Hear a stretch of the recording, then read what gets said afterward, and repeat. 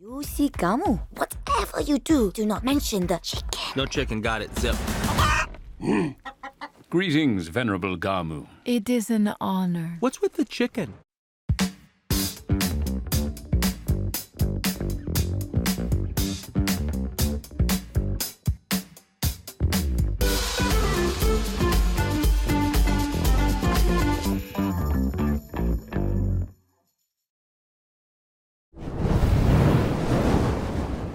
Infinity War was nuts.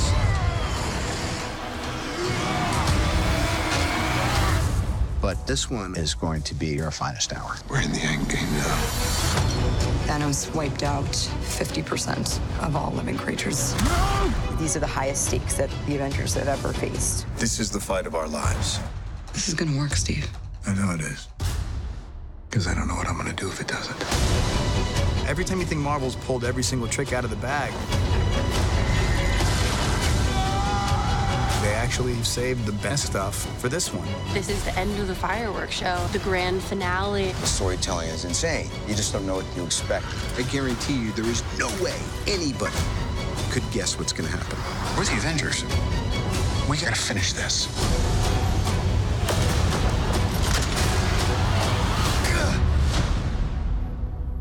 Tickets on sale now. Hey, Greg Russell here from Movie Show Plus. Enjoying being here at the Foundation Hotel this week. We've been taking the show on the road quite a bit. Now, if you've got a business that you would like us to showcase, just let us know. Get in touch with us via our website right here, movieshowplus.com, and we'll get back with you. And hey, who knows? You might be the next movie star right here on Movie Show Plus.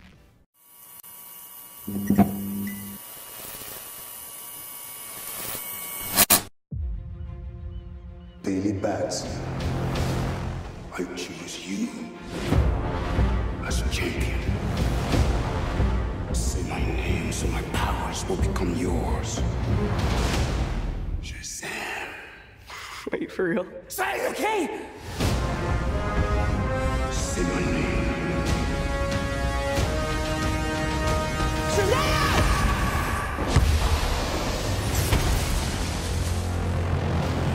Your character, of course, he's a little boy in real life, but when you see him as the man, he's still the little boy. Oh yeah. Well, I mean, I think that's pretty much the conceit of it, right? Mm-hmm. It's like, you know, Tom Hanks big meets Richard Donner Superman. You know, there's so much comedy that comes from that, and so much heart that comes from that. Here it is. Your character starts out a kid who's in foster care. Doesn't, you know, and of course I can only imagine that would just kind of, you know, mess with your mind. Well, I do think, you know, it's kind of one of the coolest things about the movie is that we. Not just as a movie, but a superhero movie, we get to represent a lot of underrepresented people, a lot of racial diversity, children with handicaps, children that are in the foster system. But to be able to have a movie where we get to hopefully shine a little bit of a light on that and a little bit of a light on them and empower them, and you know, it's pretty dope. You play good guys and bad guys. Which is more fun for you to do in movies? Well, I know it sounds terrible to say, but the bad guys are kind of more interesting because the good guys tend to just be like good, and you know, they're designed to be loved and do the right thing, and the bad guys tend to be a little bit more conflicted and complicated. And as an actor, I've always wanted to do that. I've been much more interested in characters that are more conflicted. And in fact, what's happened over the last 10, 15, 20 years is the rise of the anti-hero. You know, that never really used to be around over 20 years ago. It was always about the hero and the bad guy. And now you have anti-heroes, guys who are good but kind of bad at the same time. We're fascinated by people like that, I think. How old are you? Basically 15.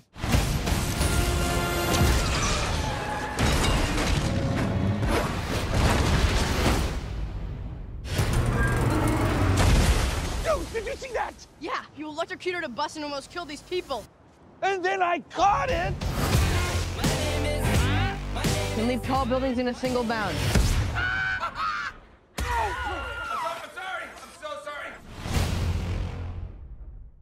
Check out MovieShowPlus.com to watch this episode online and for exclusive content, extended interviews with Greg Russell, and a complete archive of movie reviews with Tom Santilli.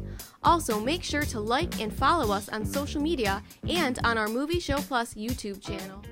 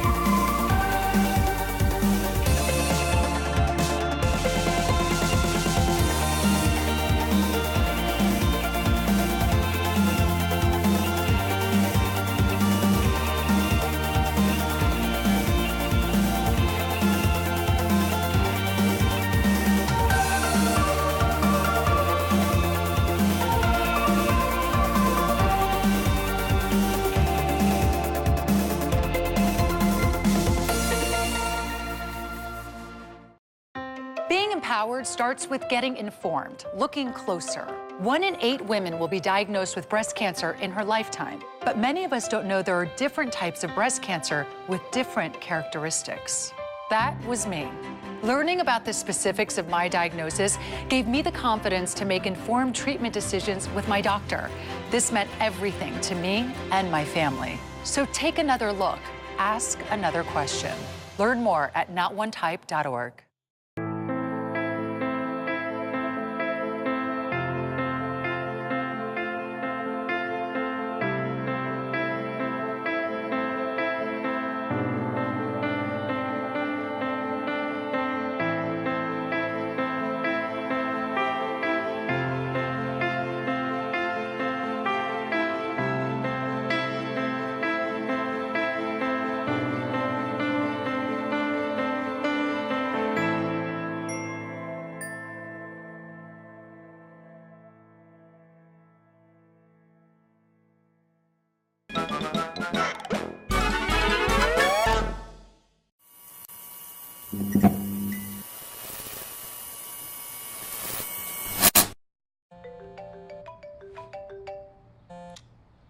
Hello? Wake up! Oh, hey, Jordan. Be awake when I call. But I don't know when you're gonna call, so when would I sleep? When I'm not calling. Am I being unreasonable? No, it's not unreasonable at all. Excuse me? Taking the boss ladies on a warpath this morning. I'm money. I got money. Every morning. No! Ding dong! Ding dong! Money. I really think I could help this company if you just gave me a chance. Just concentrate on being my assistant. Were you always mean? I got big and I got rich. So now who gonna check me, boo? I wish you were my age. Then I'd check you, boo. I wish you were little. I told you, watch it. So you're the executive producer for this movie. How'd that all come about? You getting involved doing that? Well, very early on, you know, Will and I had a talk when Marseille had the idea, and we just decided to work together and collaborate on it. It was great to be able to enable her vision to come to life, you know, to be 10 years old and pitching an idea. I think about when I was 10 years old, my biggest job was just making sure I didn't lose my G.I. Joe in the backyard. Oh, my goodness, yeah.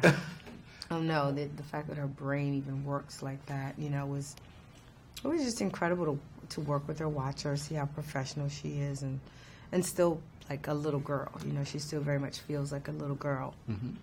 And then what was it like for you seeing her playing you? Is it like going, okay, this is like, when I say look-wise, you know, looking in the mirror? Well, we talked about it, you know, we talked about it to make sure that Big Jordan, Little Jordan had mannerisms that were similar, that there were things that she did and things that I did that were both,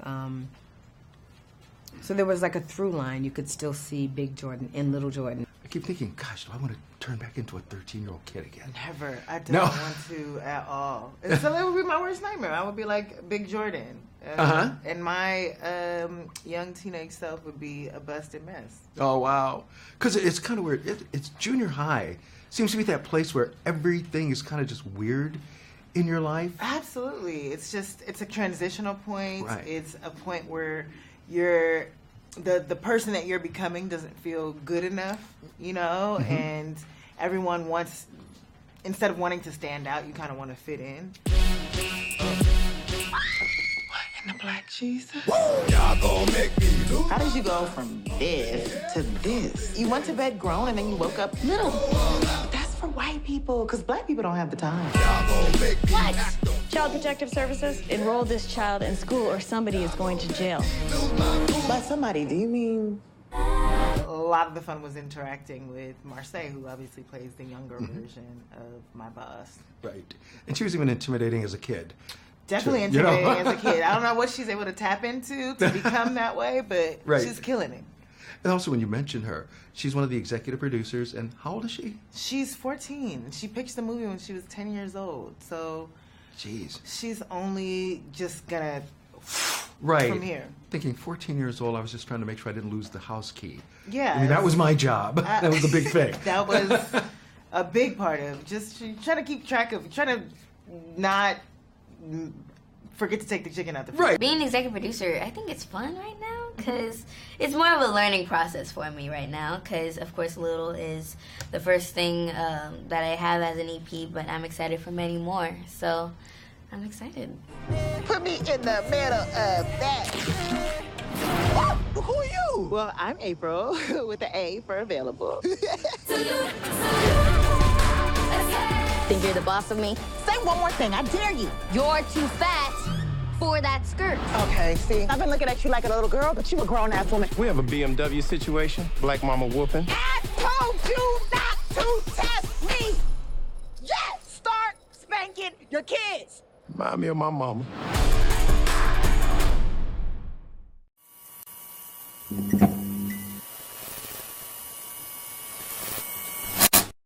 We're here trying to understand each other. Stop fighting. This here does the talking for me. I have a Bible. Same God made you, made me. A lot of times people will start out completely on the opposite ends of each other. Yeah. But then once you get to learn a person and break certain things down, it was just great to know that at the end they became good friends. I was just happy to know that it was a true story. Right. You know, and we didn't Hollywoodize this in any way. Yeah. Those were actual events. That's like, right. This actually happened because Robin, our director, worked very closely with Anne before she passed away and her family, and he nurtured this film. I mean, he cared about this woman and her story. He cared about these people.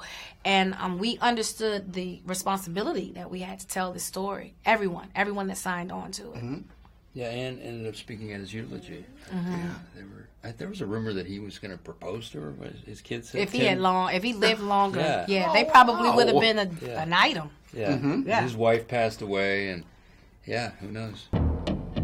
Last night, an electrical fire destroyed East End Elementary School. Mama, where are we gonna go to school now? I'm gonna find you somewhere real nice to go. Not gonna have black kids going to temp school. Oh, come on. They're gonna put them somewhere. Mississippi putting it down. I'm the hottest round. We gonna beat school segregation once and for all. Listen to me now. You better get your ass down to City Hall tonight. Who's next? They say you represent a great many people in this town. He'd be right about that. I'm holding a committee meeting. The council will vote to either adopt or reject school integration. I need 2 co-chairs, you and Ann Atwater. Ann Atwater. I'm the president of the Klan. I wonder, did they have a relationship or know each other before? You know, they had to get They together knew on of the each school other, thing? didn't they? They knew of each other. other, and they didn't like each other. And it just goes to show that hate is really taught. It's really taught. This man learned to hate. He didn't start off that way. You know what I mean? That's why he had a heart. Because if he was born to hate, if that was just in him innately like that, why was it so easy to turn his heart? Yeah, he wanted to be validated, and he looked to that to be validated. She looked at me like I got some kind of monster. What'd you expect? I'm talking about I'm the president of the Klan. I'm supposed to hate black folks. Now, if I don't believe that, then I got a problem.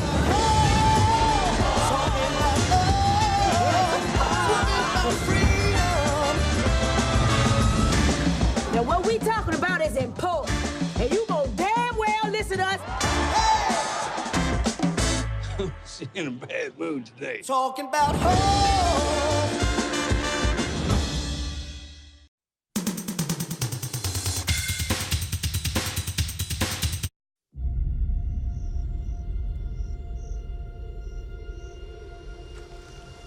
Life's not fair, is it, my little friend? While some are born to feast, others spend their lives in the dark.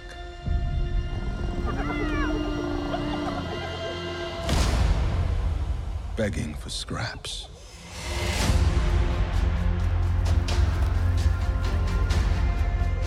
Everything you see exists together in a delicate balance.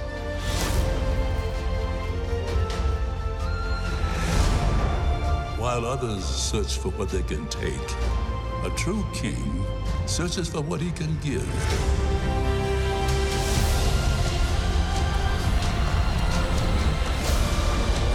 Run away, Simba, and never return.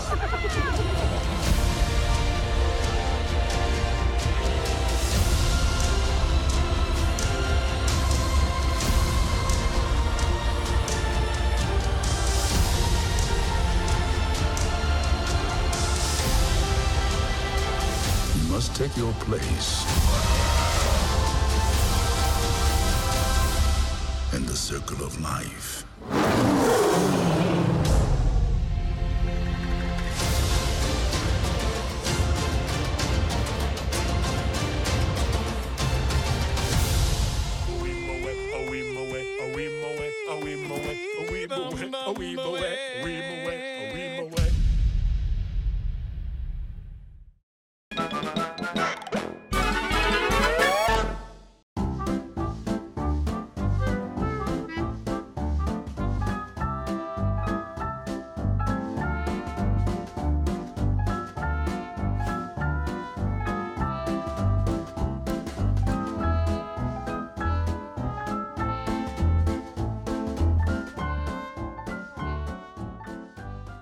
A Dream Limousine continues to be Metro Detroit's finest luxury transportation service. 734-542-6800. Offering late model luxury SUVs to brand new party buses that seat up to 34 passengers. 734-542-6800. Including the one-of-a-kind Escalade Stretch with the exciting jet door. Call 734-542-6800. That's 734-542-6800. A Dream Limousine.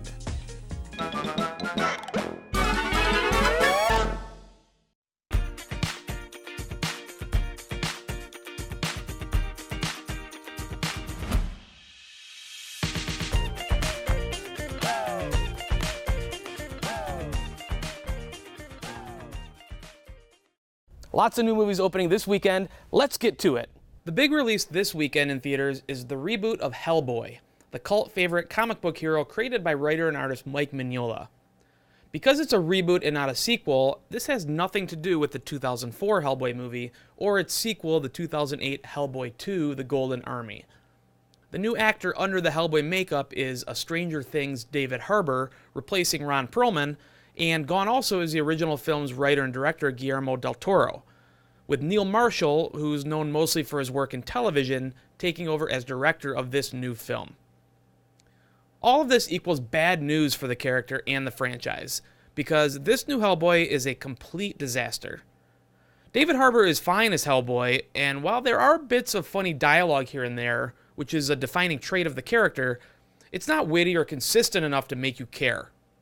The story's pretty lame too, and a lot of the acting and even the visuals that make up Hellboy's world are just dull and boring. But worst of all, this reimagined version of Hellboy is R-rated, which in this instant just allowed for F-bombs to be inserted needlessly into nearly every sentence, and for there to be just an insane amount of gore and violence. So much so that it well enters the territory of gratuitousness. A good horror movie, for example, can use ultra-violent images for shock, or a war movie may depict extreme violence as a way to show realism. But the violence in this version of Hellboy is so needless that it just makes you shake your head and wonder who, in hell, is this movie even for? I'm a big fan of the comic book, and I remember really enjoying the Ron Perlman Hellboy movies. I'm just sorry to say that this Hellboy goes down in flames, hard. In fact, it may be the worst movie yet in 2019. I give Hellboy a D.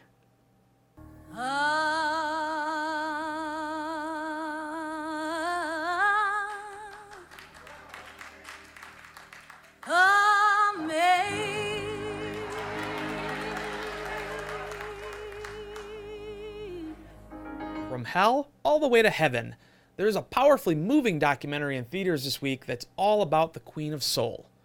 The documentary Amazing Grace puts you right in the front row of Aretha Franklin's historic concert that was recorded at the New Temple Missionary Baptist Church in LA back in 1972.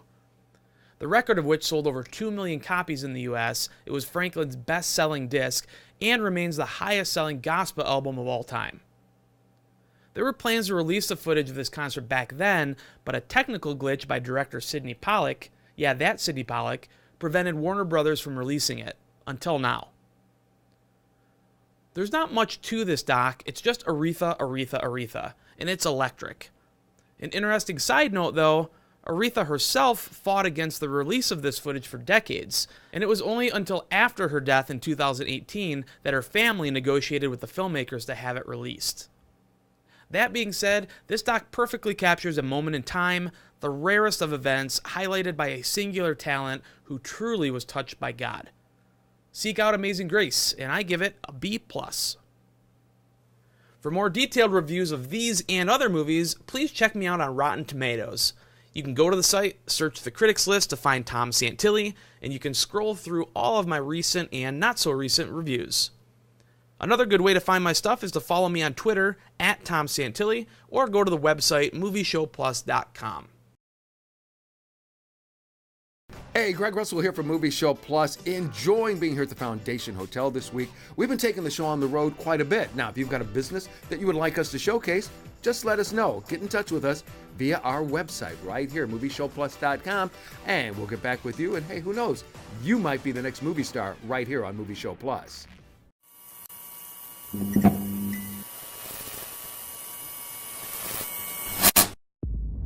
I offer you a glimpse of a legendary creature, lost in time.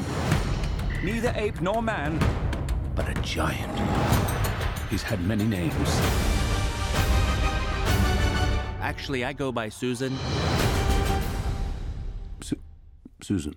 Yeah, Susan. That is a girl's name. Yes, that's correct. It suits you. I need someone who knows the wild places of the world, and you're the world's greatest adventurer. Here's a person who just wanted to be with, some of his own kind, but then didn't see evil in other people. Yeah, he's from the woods. Mm-hmm. And he's got a real purity about him because he's from the woods. And, I think that's why he doesn't really pick up on things that you're supposed to guard yourself against. That was kind of the thought process for me, at least, this time when I was thinking about the characters. I knew that he was in the woods, and then what does that bring? I think it brings a naivete. I think it brings a pureness. I think it brings an innocence, and a likability. And I think we could all spend some more time in the woods. And you said not catching things like sarcasm or, right. different things. Sarcasm is a cultural thing. I've been to places where I've even been warned, like, hey, sarcasm we don't know what that is. Mm-hmm. And it's weird. Like I remember when I was in Thailand once, and I was being sarcastic, and this Thai person told me that really doesn't translate. So yeah, there's not. I think the missing link, because he's from the woods, doesn't come with any negativity. Which is great. Yes. Which is great. Yeah. Like you said, it's like, have the hair of the dog, and he's trying to find the dog with the hair, and it's very literal. That's not working. Not working. But one of the other underlying parts I really liked about this story was it shows people, don't judge people on the way folks look. I know. Yeah, I mean, everybody's kind of been hitting on it, but we are in a time where I don't know if it's the media doing, I don't know, but it does seem like cliquishness seems to be popular. Right. Which, I don't want to hang out with people that are like me. They would turn me off. If somebody looks a little different or whatever, see them for who they really are. Absolutely. And I would even add to that before you get there, self-acceptance is much more important, must come first before you can accept what others think of you, or you can accept others. And being really selfless too, it helps sometimes. Acts of kindness are really great because you never know who is in much greater need of it. No, that's for darn sure. Yeah. And then even like your character, here she is, her character had some problems with the main guy, voiced by Hugh Jackman, but when it came down to try and do some good stuff, hey, y'all work together. Yeah, and Adelina has a true sense of justice, and she can't turn that off. So the moment she witnesses Lionel once again try to take advantage of yet another innocent person, she's not going to sit back and allow him to do that. I also do believe that she knows that there's a heart there somewhere beating inside his chest, but he has to take it upon himself to do acts of kindness. And lastly, what I really loved about her is that her self-discovery was independence. and she didn't need anybody around her, and she had it always in her to be on her own. Greetings, Venerable Gamu. It is an honor. What's with the chicken? It will not be easy, but we will find your place. Throw the knife, Bowie! I gotcha! Shangri-La? We call it. What does it mean? Keep out, we hate you. Throw me out of the pit. I think you might be a little too heavy. Nonsense. Now, give it all you've got. Oh, it's hard to know whose fault that was. Let's do it again. Check out MovieShowPlus.com to watch this episode online and for exclusive content, extended interviews with Greg Russell, and a complete archive of movie reviews with Tom Santilli. Also, make sure to like and follow us on social media and on our Movie Show Plus YouTube channel. Next time on Movie Show Plus. You show the lights that stop me, turn to stone. You shine it when I'm alone.